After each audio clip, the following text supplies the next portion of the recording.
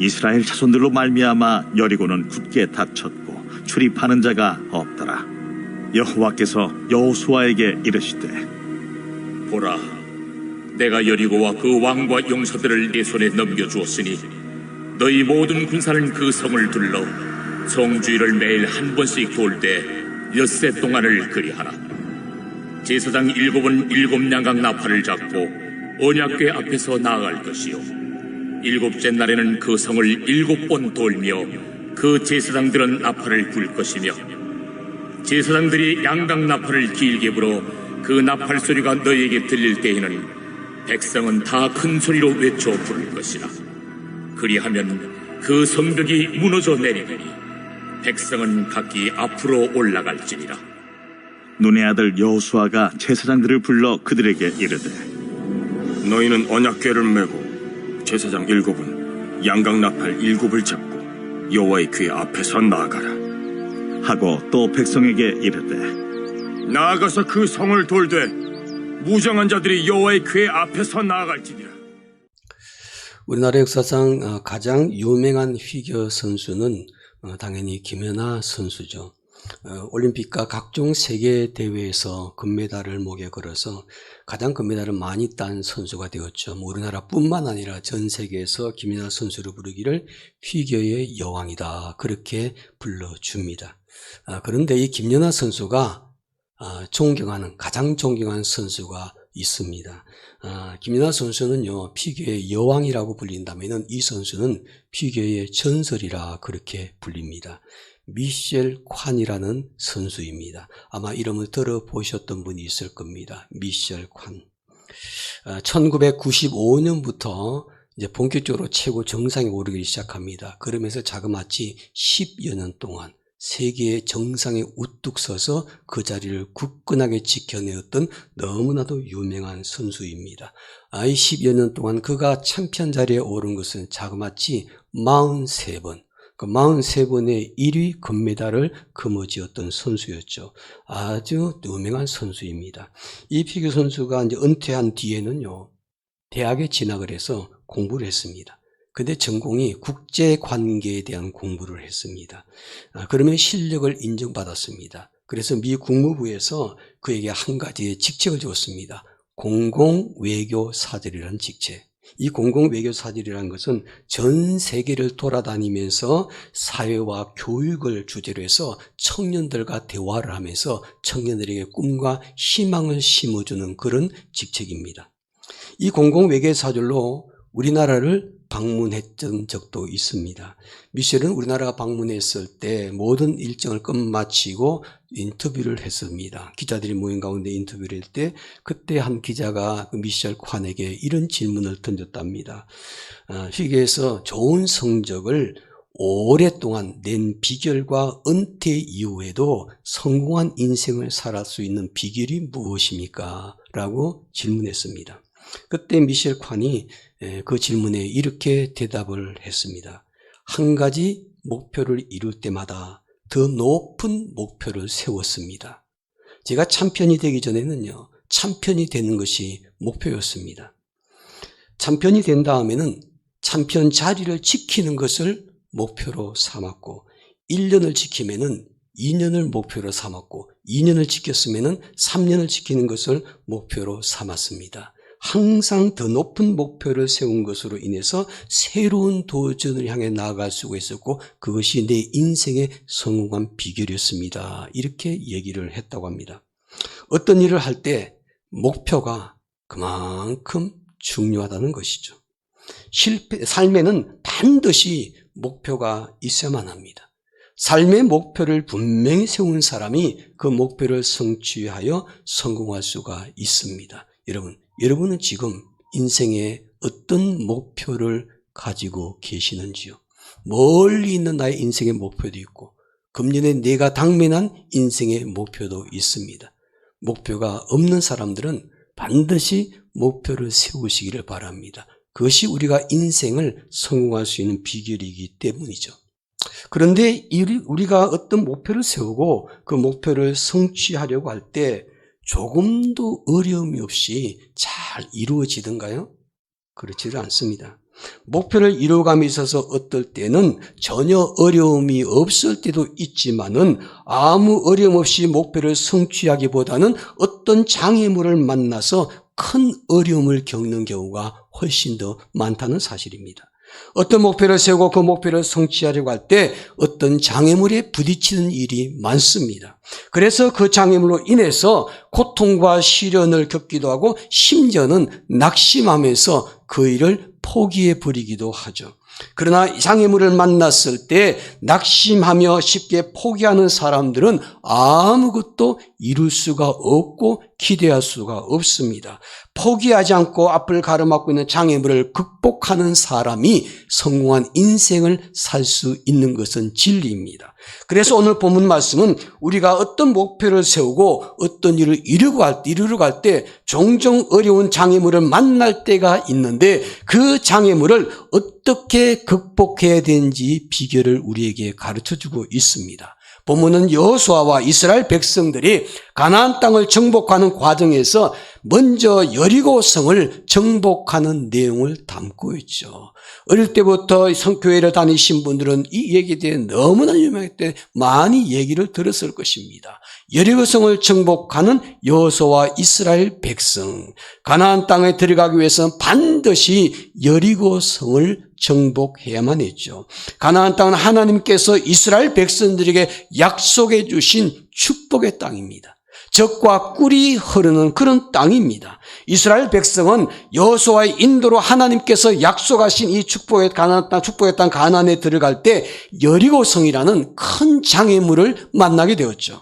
하나님께서 주신 축복의 땅을 얻기 위해서는 먼저 큰 장애물인 여리고성을 함락시키고 정복해야만 했습니다. 만약 여리고성을 정복하지 못하고 패배하면은 하나님께서 목표로 주신 축복의 땅을 얻지를 못합니다.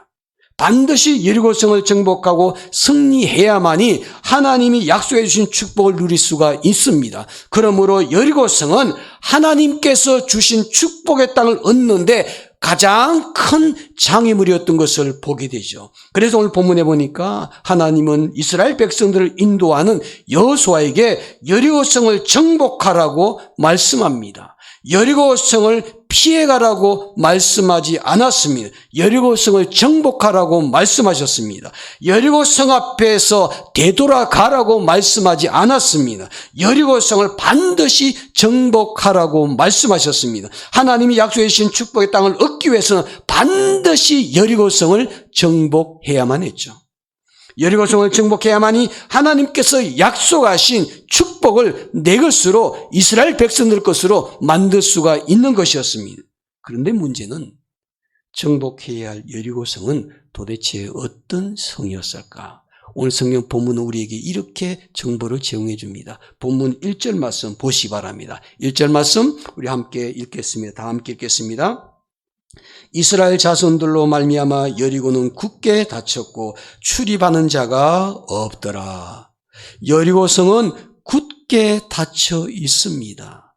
누구 때문에 여리고성이 굳게 닫혀 있습니까? 성경 말하죠. 이스라엘 백성들 때문에 굳게 닫혀 있는 여리고성 때문에 하나님의 축복을 누려야 할 이스라엘 백성들이 그 성 안에 들어갈 수가 없었다는 거죠. 여리고성은 고대 문헌에 보게 되면 그 당시에 여리고성의 규모를 보면요, 성벽의 높이가 약 한 9m 정도 된다고. 그리고 성의 두께는 2m 정도 되는 거예요. 그리고 35도의 경사도를 유지하고 있고 2중 3중으로 성벽을 쌓고 있고 높은 산악지대 안반에 위치해서 외부의 침공이 도저히 불가능한 그런 요새였습니다. 그래서 여리고성을 난공불락의 요새라 그렇게 말하지 않습니까? 우리가 인생의 어떤 목표를 세우고 그 일을 이루려고 할 때 이 같은 여리고성을 만날 수가 있죠. 굳게 닫혀있는 여리고성, 아무도 출입할 수 없는 여리고성, 우리의 힘과 능력으로는 도저히 해결할 수 없는 것처럼 보이는 이런 여리고성 같은 장애물을 우리 인생에 만나는 사람들이 있더라는 것이죠. 우리 인생의 여리고성이 얼마나 많습니까? 인생 여리고성. 공부하는 학생들에게는, 시험을 준비하는 학생들에게는 그것이 인생의 여리고성이 될 수가 있고, 취직을 준비한 사람에게는 그것이 인생의 여리고가 될 수가 있고, 건강의 문제 때문에 고통받고 있는 사람은 그것이 인생의 여리고가 될 수 있고, 사업의 문제 때문에 힘들어하고 있었다면 그 사업의 문제가 인생의 여리고가 될 수 있고, 때로는 남편 때문에, 아내 때문에, 자녀 때문에 큰 어려움을 겪고 있는 성도가 있다면 그것이 우리 인생의 여리고성이 될 수가 있습니다. 우리가 일하는 직장에서, 사업장에서, 또는 가정에서 여러 가지 종류의 감당할 수 없는 크고 견고한 인생의 여리고성을 만날 때가 있더라는 것입니다. 그 인생의 여리고성이 우리 앞에 버티고 가로막고 있습니다. 굳게 닫혀있는 여리고성처럼, 그래서 아무도 출입할 수 없는 여리고성처럼 도저히 해결 불가능한 문제가 우리 앞에 있을 때가 있습니다. 사랑하는 성도 여러분, 여러분은 인생 여리고성을 만날 때 어떻게 하십니까? 포기하시겠습니까? 되돌아가시겠습니까? 아니면은 그 인생의 여리고성을 열고 들어가기 위해서 도전하기를 원하십니까? 오늘 예배 참석한 모든 성도들은 여리고성 앞에 섰을 때 그 인생 여리고성에서 되돌아가거나 포기하는 것이 아니라 그 인생의 여리고성을 정복하고 삶의 목표를 이름으로 말미암아 그것이 하나님께서 나에게 부어주신 축복을 누릴 수 있는 기회가 되시기를 주님의 이름으로 축원합니다.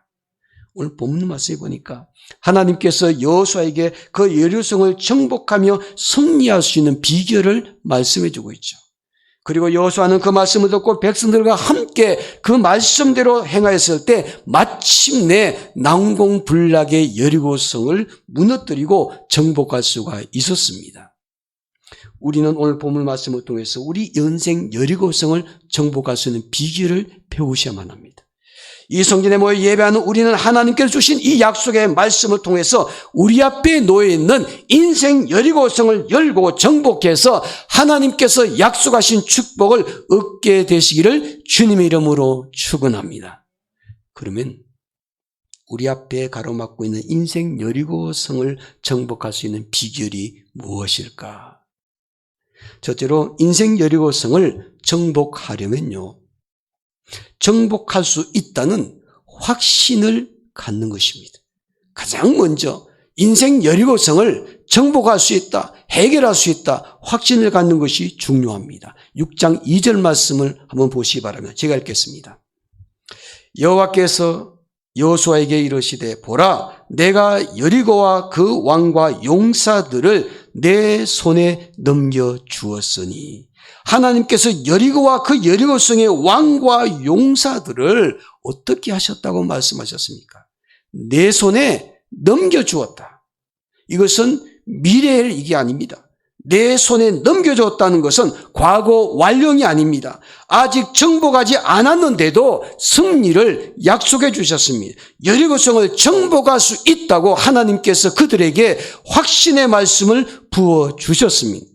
여호수아가 아직 여리고성에 가서 싸워보지도 않았는데 하나님은 여호수아에게 여리고성을 내 손에 이미 넘겨주었다고 말씀하셨죠. 그렇다면 이 하나님의 약속의 말씀은 들은 여호수아가 가장 먼저 해야 될 것이 무엇이겠습니까? 그 하나님 말씀을 들었을 때 그 말씀을 듣고 여리고성을 정복할 수 있다는 확신을 갖는 것이 가장 먼저 해야 될 일입니다.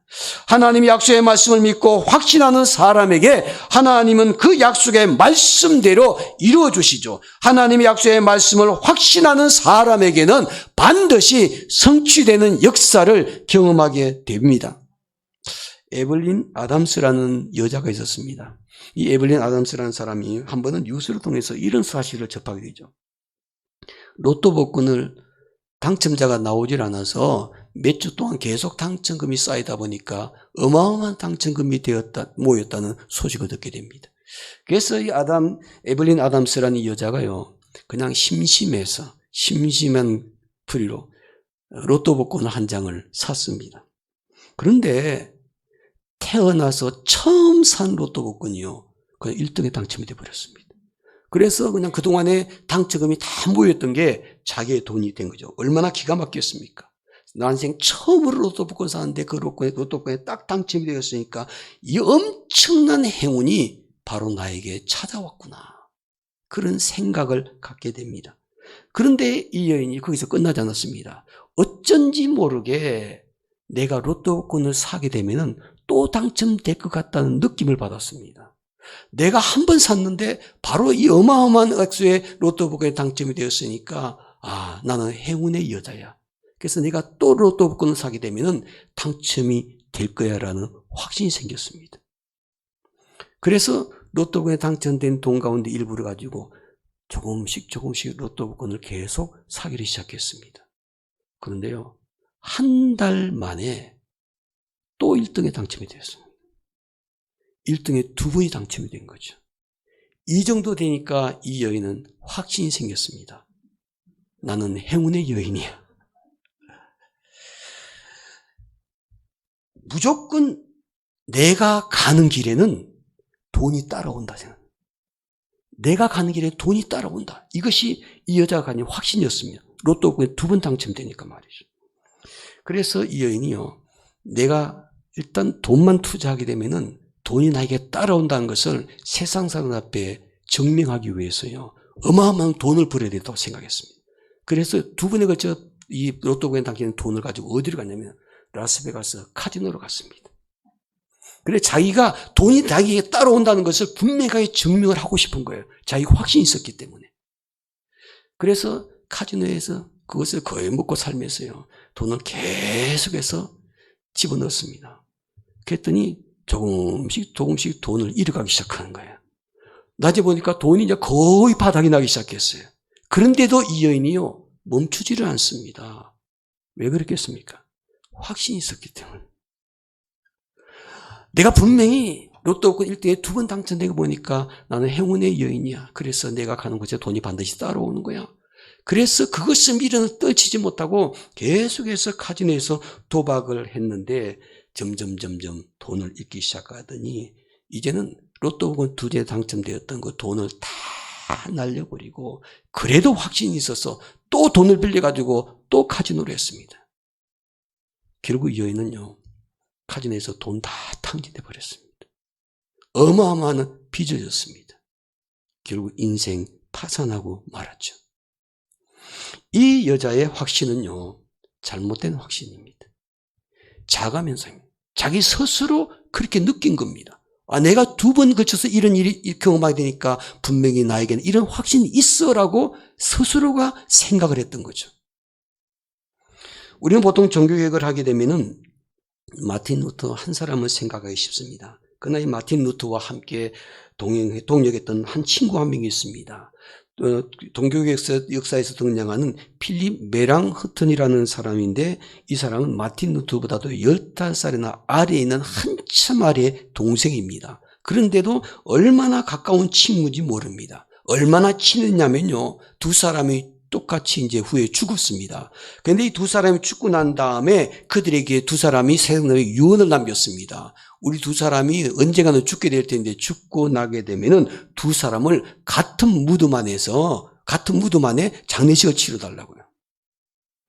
그래서 종교개혁의 포문을 열었던 독일의 비텐베르크 그 성당 안에 지하 무덤에다가 두 사람을 같이 무덤을 만들어 주었습니다. 그만큼 이 두 사람이 너무나 절친한 친구였습니다.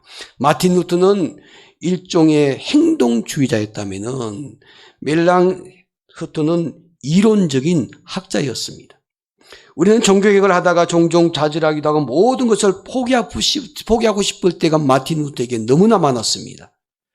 그때마다 자기의 어린 후배였지만은 친구였던 이 멜랑흐튼이요, 이렇게 당신이 성경에서 발견한 진리를 진리라고 확신한다면은 그 진리는 반드시 이긴다는 것을 확신하시기 바랍니다. 당신이 믿고 있던 진리가 진리라는 것을 확신한다면은 그 진리를 확신하면서 종교개혁에 매진하시기를 바랍니다. 이렇게 말하면서 편지를 쓸 때마다, 말을 할 때마다, 기회가 있을 때마다 이 멜랑흐튼이 마틴 루터에게 성경 한 구절을 가지고 늘 그에게 전해 주었습니다. 그랬더니 마틴 루터가 그 성경을 가장 좋아하게 되었습니다. 그 말씀이 로마서 8장 31절입니다. 그런즉 이 일에 대하여 우리가 무슨 말을 하리요? 만일 하나님이 우리를 위하시면 누가 우리를 대적하리요? 하나님이 우리를 위하시면은 누가 우리를 대적하리요? 마틴 루터라는 사람은요, 자기 자신이 가졌던 확신이 아니었습니다. 친구가 전해준 하나님 말씀을 듣고 힘들 때마다 그 말씀을 듣고서 말씀에 근거해서 확신을 가지고 종교개혁에 매진했을 때 그 어렵고 힘든 과정을 다 이겨내고 마침내 성공할 수가 있었더라는 것입니다. 여러분, 오늘 저와 여러분들이 인생 여리고성을 만날 때 우리가 여리고성을 무너뜨리고 정복할 때는 확신은 내 스스로가 느끼는 느낌이 아니라 하나님께서 내게 주신 약속의 말씀을 붙잡고 그 말씀에 따라 확신할 수 있는 성도가 되어야 될 줄로 믿습니다. 그러므로 개인과 가정과 사업장에 내게 주신 하나님의 약속의 말씀을 붙잡고 확신하게 될 때 우리 앞에 있는 인생의 여리고성이 무너진다는 확신을 가지고 담대하게 나아가는 사람들이 이런 인생의 여리고성을 무너뜨리고 정복할 수 있는 하나님의 사람들이 될 줄로 믿습니다. 오늘 저와 여러분들은 인생 여리고성을 무너뜨리려면 하나님께서 주신 약속의 말씀에 근거해서 성을 무너뜨릴 수 있다는 확신을 갖는 성도들이 되시기를 주의 이름으로 축원합니다. 둘째로 인생 여리고성을 정복하려면 하나님 말씀에 순종해야만 합니다. 우리가 하나님 말씀을 듣고 인생 여리고성을 정복할 수 있다는 확신을 가졌다면은 그 다음 단계로 나가는 것이죠. 그 다음 단계는 우리가 확신하는 말씀을 붙잡고 그 하나님 말씀에 순종하는 행동을 하셔야 된다는 것입니다. 6절, 3절 말씀 보시면 6장 3절 말씀 다 함께 읽겠습니다. 시작. 모든 군사는 그 성을 둘러 성주일을 매일 한 번씩 돌되 엿새 동안을 그리하라. 아멘. 매일 한 번씩 돌되 엿새 동안 그렇게 하라. 그리고 마지막 7일에는 7번 돌라. 그렇게 말씀하고 있죠. 여러분, 세상에 이런 군사 전략이 어디 있겠습니까? 정말 말도 안 되는 이야기입니다. 그런데 성경에 보니까 하나님께서 말씀하신 대로 해보니까 그 견고한 여리고성이 무너져 내렸습니다. 누구나 사람들이 이해할 수 있는 일이라면은 쉽게 순종할 수 있습니다. 사람들이 쉽게 할 수 있는 일이라면은 누구든지 다 순종할 수가 있겠죠. 그러나 사람들이 바라볼 때는 이거는 말도 안 되는 얘기고 불가능한 일입니다. 있을 수 없는 일입니다. 그럼에도 불구하고 여호수아는 하나님 말씀이기 때문에 순종해서 행동으로 옮겼습니다. 이것이 바로 진정한 순종입니다. 누구나 이해가 되는 일, 누구나 할 수 있는 일, 이런 것들은 우리가 하나님께서 우리에게 그 순종 원하시지 않습니다. 누구나 할 수 있는, 믿음이 없는 사람들도 순종해서 행동할 수가 있습니다. 그러나 사람들이 이해되지 않는 일. 난공불락의 여리고성을 무너뜨릴 수 있었던 것은 인간의 힘이 아니었습니다. 군사력도 아니었습니다. 오직 하나, 하나님 말씀에 순종해서 행동하는 것이었습니다.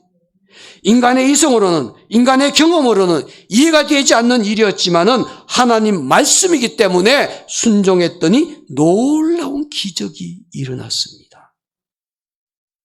인생 여리고성을 정복할 수 있는 비결은 이것입니다. 하나님 말씀에 근거해서 확신을 갖는 것입니다.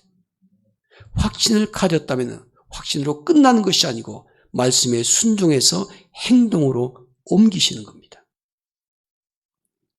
우리나라 사라 제이 패션이라는 중견기업이 있습니다. 20대에서 50대까지 그 여성 주부들을 대상한 그 패션업을 한 분인데 우리나라 중견입니다. 아주 튼튼한 중견기업입니다.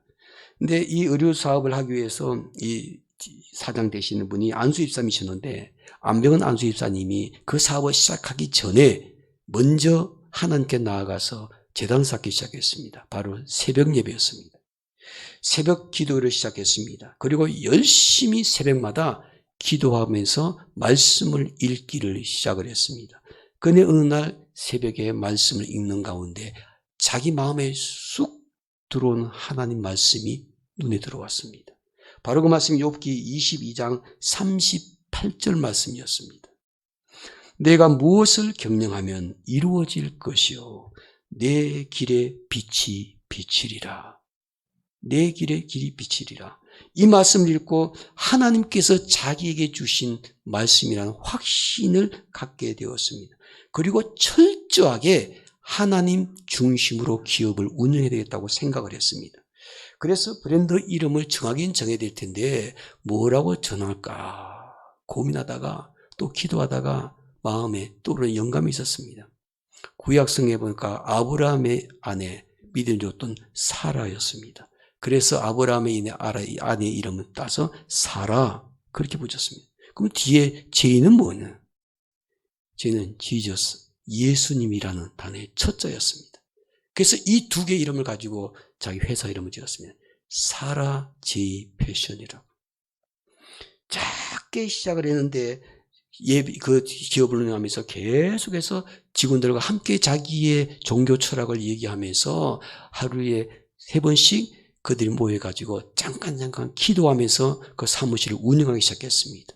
점점 이 회사가 기도를 통해서 커지기 시작했는데 이 회사를 통해서 매출이 점점 늘어나 다른 IMF 때도 오히려 다른 회사들은요 문을 닫고 그랬는데 이 작은 회사가 갑자기 그 기간 동안에 급성장을 하게 되었습니다. 그러면서 사업 시작한 지 8년 만에 큰 사옥도 마련했고 국내 매장뿐만 아니라 내가 이 일을 통해서 선교를 해야 되겠다라고 마음을 먹고 동남아 지역에 선교하기 위해서 성교사들과 함께 연결해가지고 그곳에다가 공장을 세우기 시작했습니다. 그러면서 자그마치 세계 60개국에다가 사라 제이 패션 공장을 세웠습니다. 그리고 그 회사를 통해서 점점 많은 사람들에게 복음을 전하고 그러면서 선교의 역할을 감당했습니다. 이분은 이렇게 말합니다. 저에게는 사업도 하나의 예배입니다. 그는 사업은 돈을 버는 게 아니라 하나님을 전하는 것으로 내가 사고 싶습니다. 어정쩡한 사업체가 아니라 삶으로 예배하는 기업체의 모델이 되고 싶습니다. 그렇게 가요. 그래서 이 사라제이 패션에는요, 매장에 가게 되면은 매장 안에 음악이 찬송가가 나옵니다.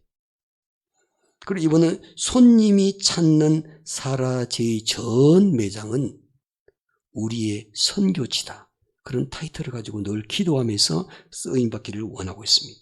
여러분, 우리가 성공할 수 있는 비결은 우리에게 주신 하나님 말씀이 있는데 그 말씀을 붙잡고 확신하며 순종하며 행동하는 것입니다. 인생 여리고성을 만났을 때 하나님 말씀에 대한 확신 가지고 순종하는 사람이 여리고성을 정복할 수가 있는 것이죠. 사랑하는 성도분, 우리 앞을 가로막고 있는 인생 여리고성을 정복할 수 있는 비결이 무엇일까? 첫째는 여리고성을 정복할 수 있다는 확신을 갖는 것입니다. 둘째는 하나님 말씀에 순종하는 것입니다. 그리고 셋째로는 인생 여리고성을 정복하려면 하나님과 함께 하셔야만 합니다. 하나님과 함께 하는 것. 6장 4절 말씀 보시죠. 마지막 6장 4절 말씀 우리 한 목소리로 함께 읽겠습니다. 시작. 제사장 7은 7 양각 나팔을 잡고 언약궤 앞에서 나아갈 것이요 7째 날에는 그 성을 7번 돌며 그 제사장들은 나팔을 불 것이며. 아멘. 사람들만 여리고성을 도는 것이 아니라 무엇을 메고 돌라고 말씀하고 있습니까? 여호와의 언약궤를 메고 이 언약궤를 대열의 중심에 두고 여리고성을 계속 돌라는 것입니다. 언약궤는 모세가 광야 생활할 때 하나님 말씀을 듣고 명령 따라 만든 것이었죠. 그 언약궤 안에는 십계명이 들어가 있고 광야에 먹었던 만나가 들어가 있고 아론의 쌍난 지팡이가 들어가 있었습니다. 광야 생활할 때 항상 이 언약궤를 그들의 삶의 중심에 위치해 놓았습니다. 행진할 때도 중심에 두었고 그리고 머물 때 짐칠 때도 중심에 두었고 이 언약궤는 하나님의 임재를 상징했습니다. 이스라엘 백성들은 언약궤를 바라보면서 하나님은 지금도 우리 가운데 함께 계시구나.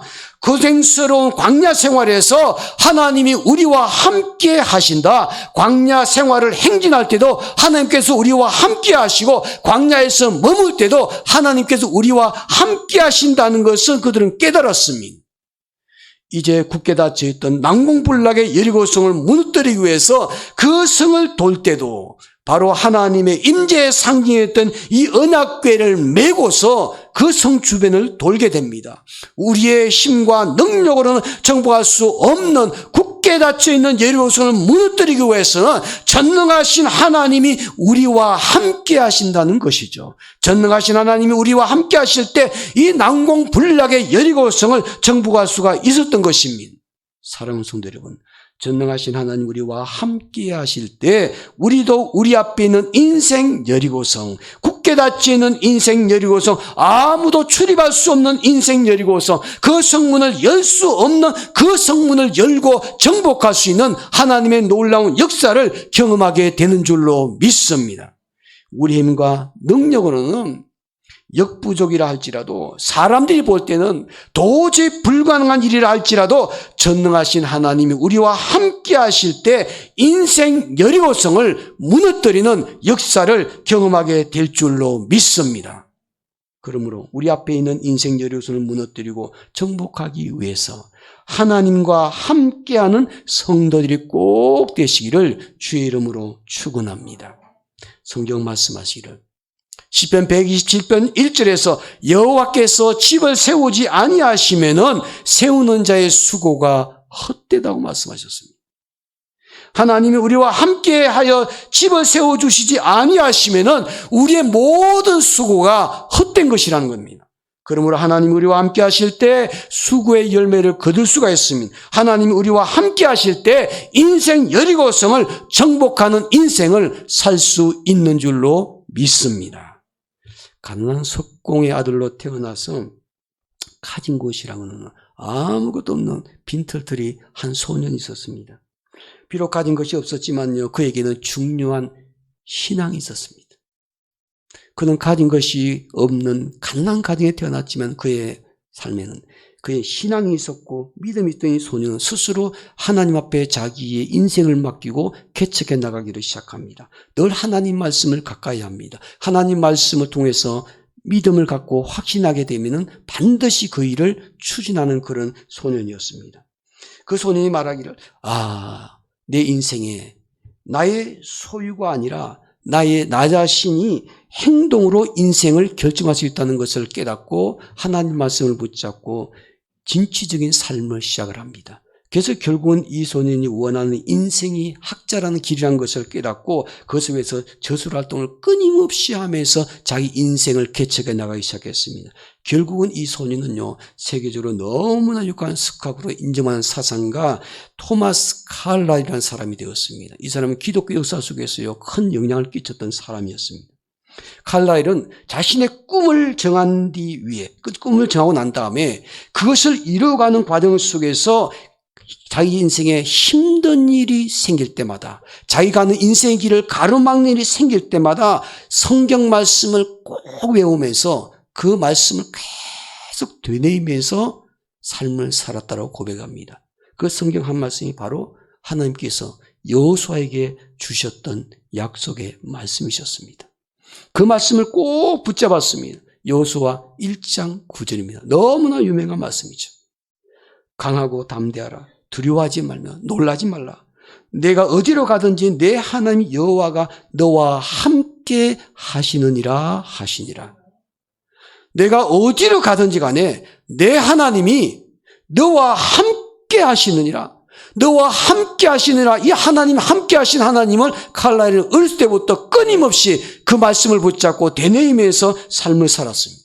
칼라일은 하나님이 언제나 자신과 함께 한다는 것을 알았습니다. 그 생각이 칼라일의 모든 두려움을 희망으로 바꾸어 놓았습니다. 칼라일과 함께 하신 임마누엘 되신 하나님께서 오늘 저와 여러분들도 우리와 늘 함께 하시는 것을 확신하는 믿음의 사람들이 되기를 원합니다.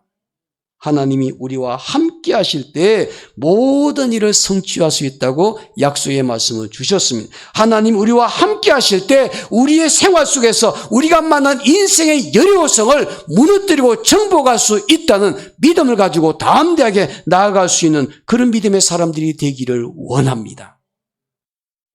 우리 앞을 가로막고 있는 인생 여리고성을 정복할 수 있는 비결은 무엇일까? 첫째는 인생 여리고성을 정복할 수 있다는 확신을 갖는 것입니다. 둘째는 그 확신 가졌던 말씀을 붙잡고 순종하면서 행동하는 것입니다. 그리고 세 번째는 그 말씀을 주신 하나님과 함께 하는 인생 사는 것입니다.